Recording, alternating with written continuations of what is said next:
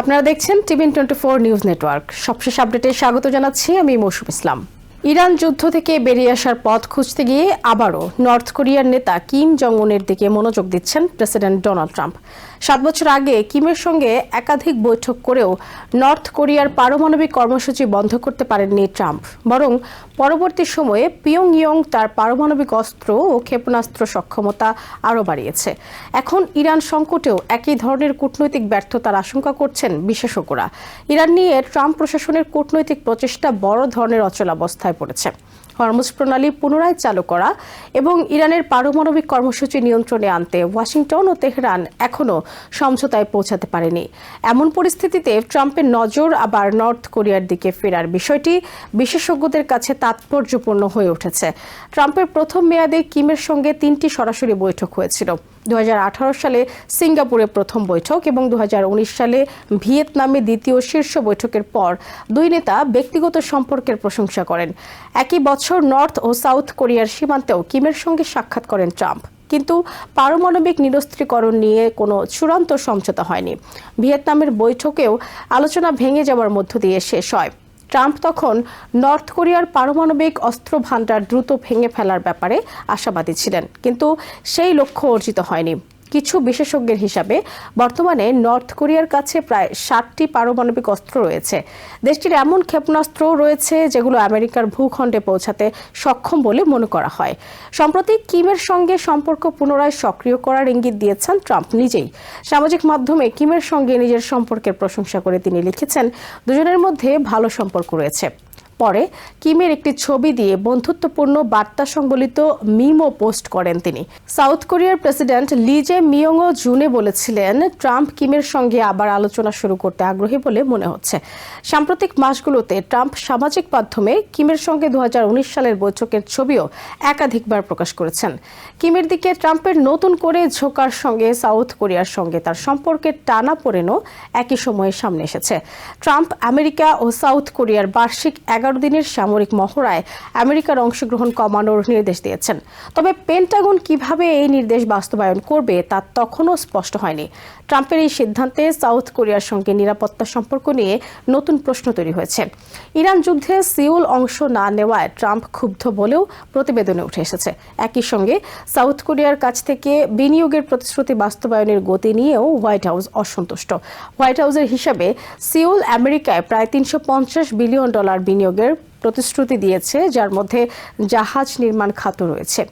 Korea economic institute of আমেরিকার প্রধান Scott স্নাইডারের মতে, ট্রাম্প সাউথ কোরিয়ার সঙ্গে নিরাপত্তা সম্পর্ককে চাপ তৈরির একটি হাতিয়ার হিসেবে ব্যবহার করছেন। তার মতে আমেরিকার সেনা উপস্থিতির ব্যয় ও সাউথ কোরিয়ার বিনিয়োগ দুই বিষয়ই ট্রাম্পের আলোচনায় গুরুত্বপূর্ণ হয়ে উঠেছে।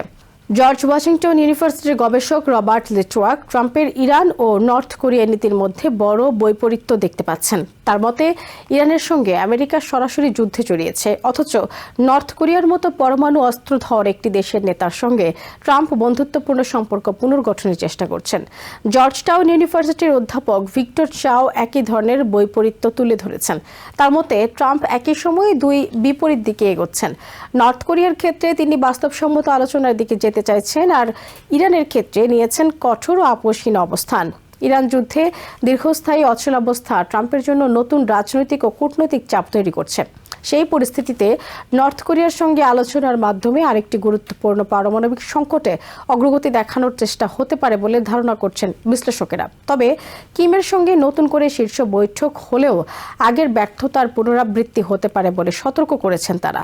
সাবেক স্টেট ডিপার্টমেন্ট কূটনীতিক জোয়েল উইচের মতে, নতুন করে ট্রাম্প কিম বৈঠক হলে সেটি বিপর্যয় ডেকে আনতে পারে। তার মতে বর্তমান কিম আমেরিকার সঙ্গে সম্পর্ক উন্নয়নের চেয়ে নিজের পারমাণবিক অস্ত্র ধরে রাখার বিষয়েই বেশি আগ্রহী। একই সঙ্গে নর্থ কোরিয়া রাশিয়াকে সমর্থন দিতে ইউক্রেনের সেনা পাঠাচ্ছে এবং সাউথ কোরিয়াকে হুমকি দিয়ে যাচ্ছে। নর্থ কোরিয়ার পারমাণবিক কর্মসূচি নিয়ন্ত্রণে এর আগেও একাধিক উদ্যোগ ব্যর্থ হয়েছে।